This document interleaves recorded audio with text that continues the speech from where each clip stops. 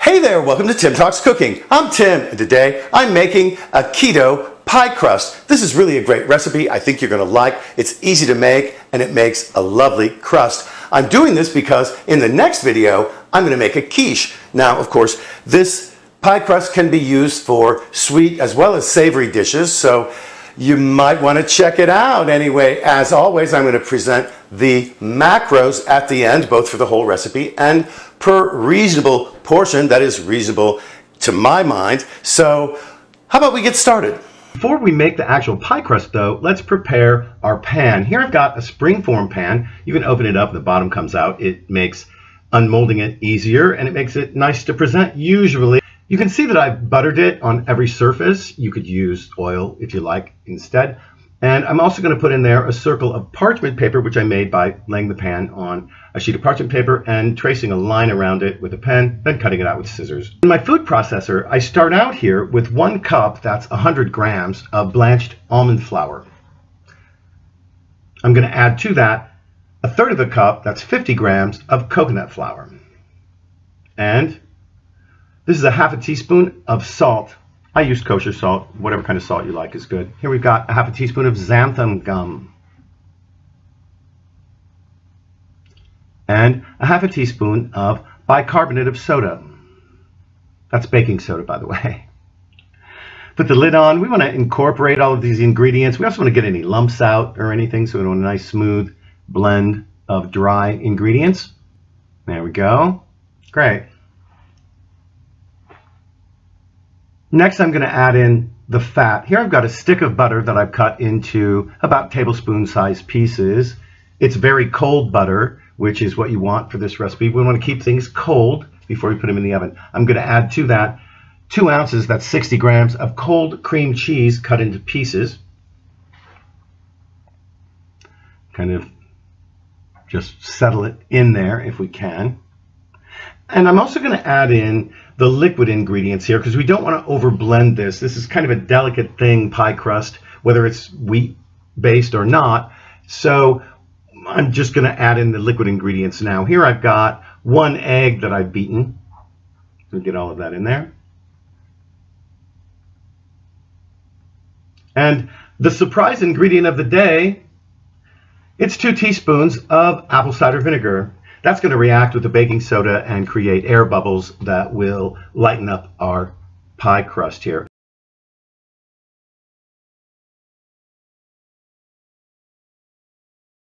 You want to be delicate with it. You want to pulse it rather than just let it go and go and go. I want to break up those big chunks of butter. I'm going to break them up with my spatula. We might have to do this 2 or 3 times, so just be patient. And hey, there you go. You just don't want to overdo it. That's not bad right there. Actually, that's pretty good. There we go.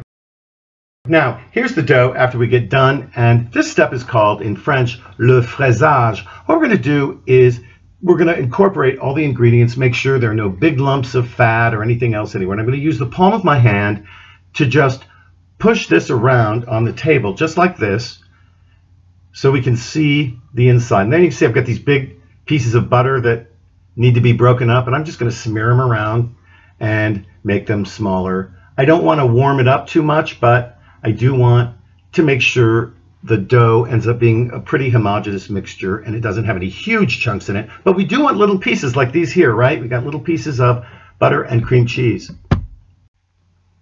I'm just going to continue on until I'm happy with the texture of the dough and the size of the pieces of fat there.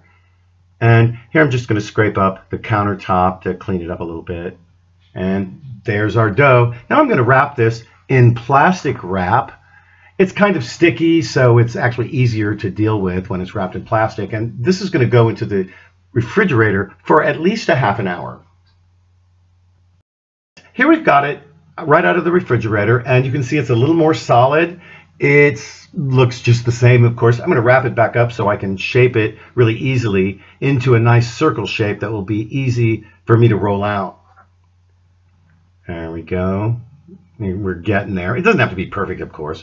I'm going to roll this out between 2 sheets of parchment paper.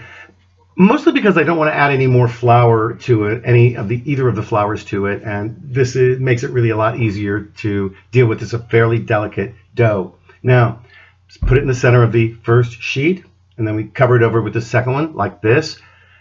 Pat it down with your hand and roll it out with your rolling pin to about 1/4 of an inch thick or so. And here it is. Looks great, right? Now you can see the chunks of fat in it. That's great. We want that. Don't worry about that. Now here you can see it's a little bigger than my pan, but you got to be wondering, how am I going to get that into that pan? Well, I'm going to show you. It's really not that hard. It's starting to warm up, so it's delicate right now, but if you're careful, you can do this. I'm going to roll it around my rolling pin just like this. Carefully remove it from the parchment, and then I'm going to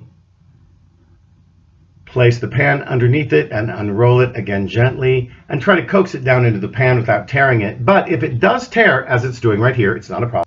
And you want to just cut off the excess with the dull edge of a knife just like this and use any leftover to repair any holes or cracks in what you've got.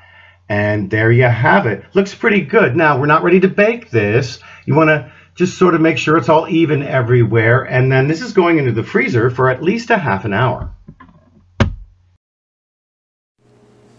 And here it is after 15 minutes in the oven. It's just perfect. Look at it. It's just lightly golden brown on the edges up here. And you got to kind of watch it with these. They burn fast.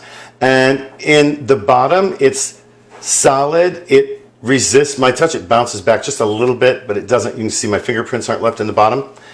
This is just perfect, and I'm going to let it completely cool before I make my quiche.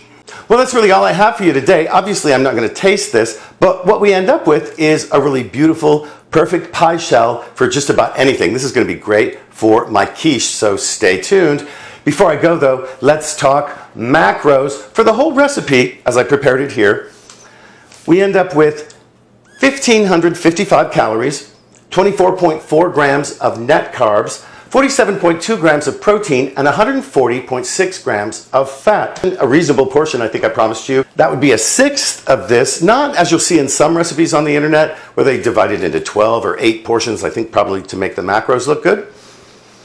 We end up with this, per 1/6, 259 calories, 4 grams of net carbs, 7.8 grams of protein, and 23.4 grams of fat.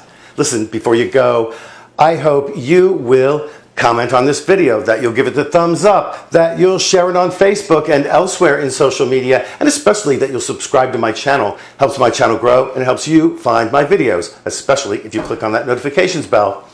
Thanks so much for joining us here today at Tim Talks Cooking. We'll catch you next time.